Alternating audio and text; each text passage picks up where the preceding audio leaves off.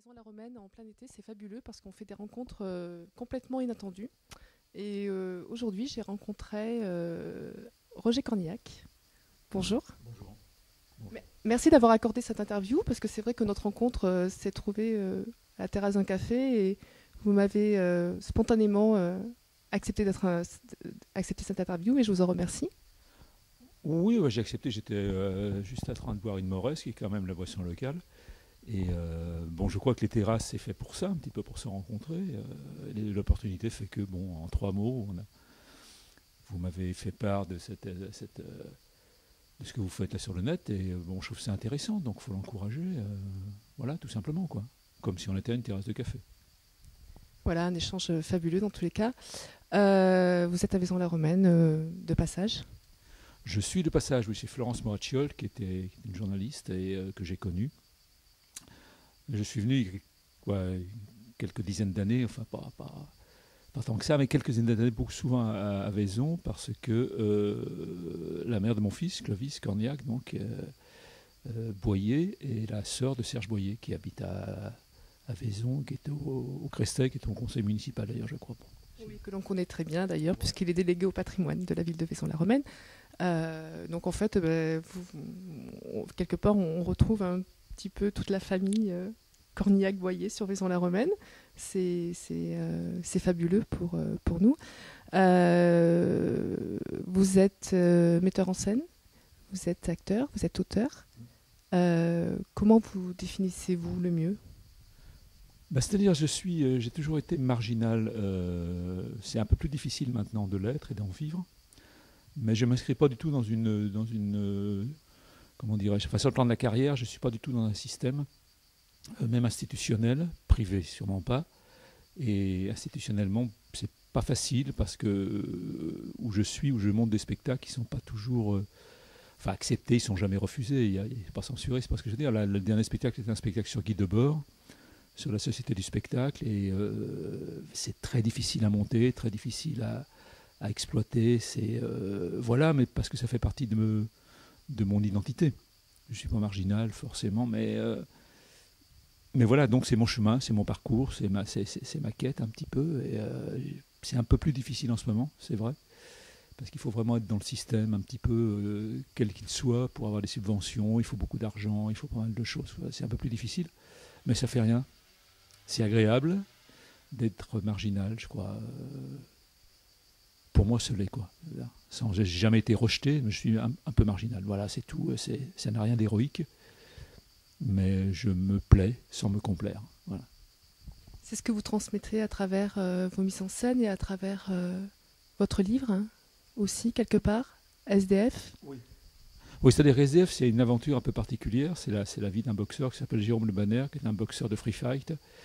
Et ça s'appelle Sex, Dope and Fight. Donc ça raconte bien ce que raconte le livre.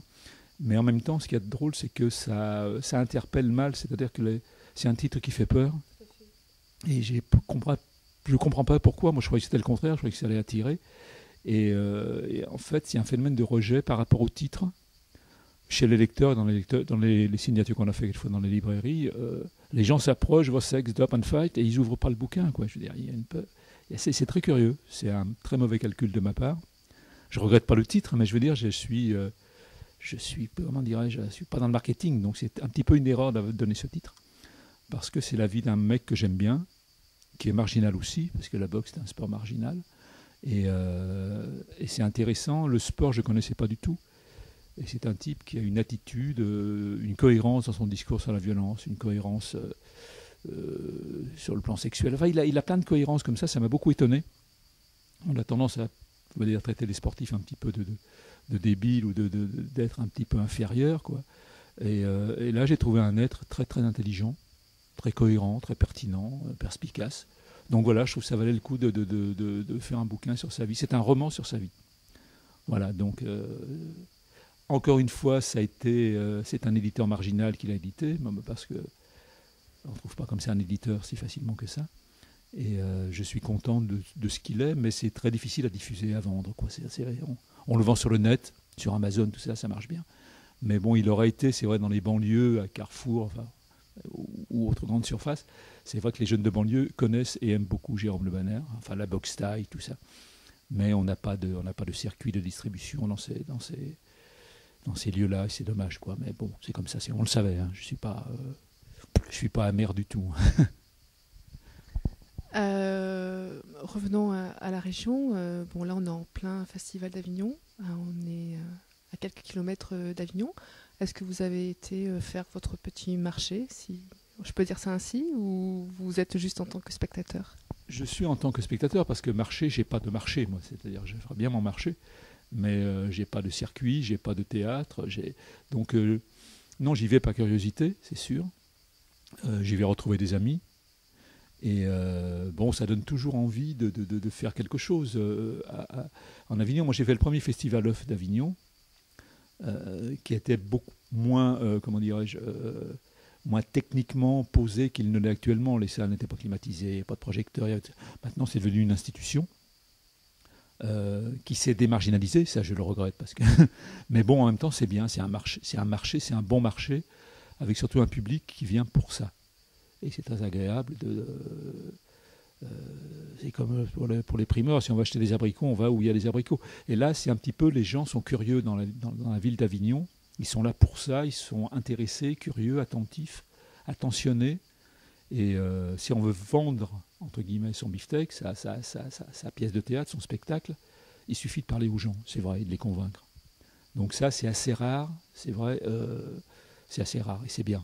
C'est bien. Moi, j'ai de la peine à y vivre longtemps, mais je reconnais que c'est très bien que ça existe. De toute façon, même si ça coûte de plus en plus cher, même dans le œuf, parce que, comme je disais, il faut que ce soit climatisé, il faut que les salles soient plus confortables. Bon, c'est très difficile maintenant, les gens, de se poser le cul sur un truc pas trop confortable. Donc, petit à petit, ça entraîne effectivement des frais pour jouer en Avignon. Mais bon, c'est le système qui est comme ça. Il faut faire avec. Voilà. Et vous, personnellement, est-ce que vous avez des projets de mise en scène? Oui, j'ai des projets, mais j'ai des difficultés à trouver des lieux ou des producteurs ou des lieux. Là, j'aime beaucoup le théâtre sud-américain, par exemple, et j'ai des pièces brésiliennes qui sont formidables, mais ça intéresse très peu de gens, finalement.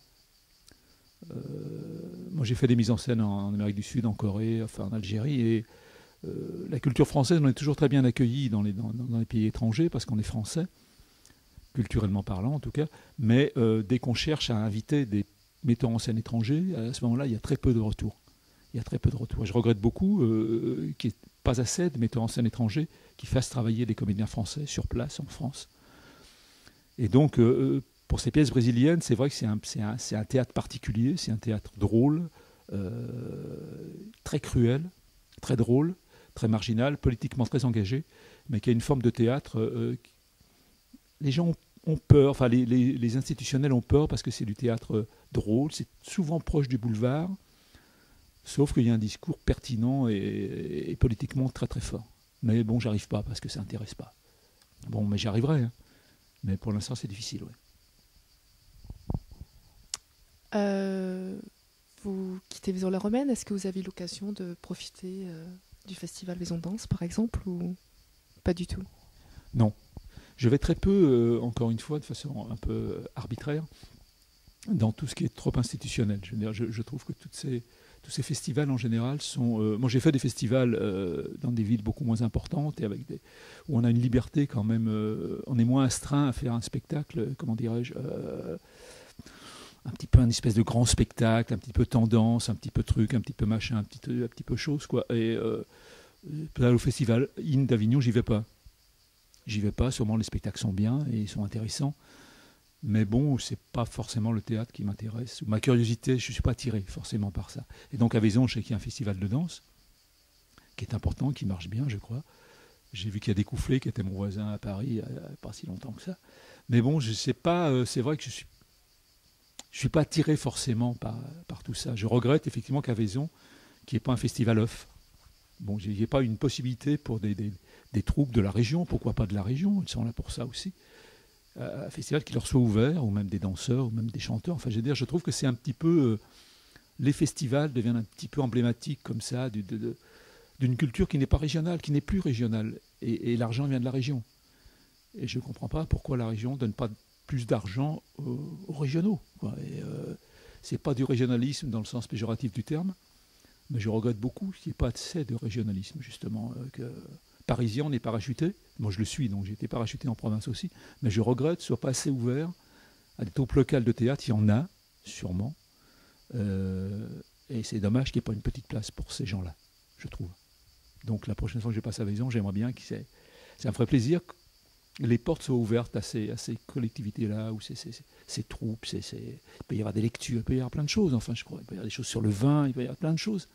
Et ça me paraît un peu fermé sur un grand festival avec des articles dans les journaux nationaux et tout, dont je me fous un peu, quoi. Je trouve qu'il faut s'ouvrir. Il ne faut pas s'ouvrir loin, il faut s'ouvrir à côté. Et c'est ce qui est le plus difficile peut-être, bon. C'est d'ouvrir la porte d'à côté. Merci pour ce message. Merci Roger Cornillac. Je vous en prie. Merci beaucoup. À tout bientôt. Au revoir.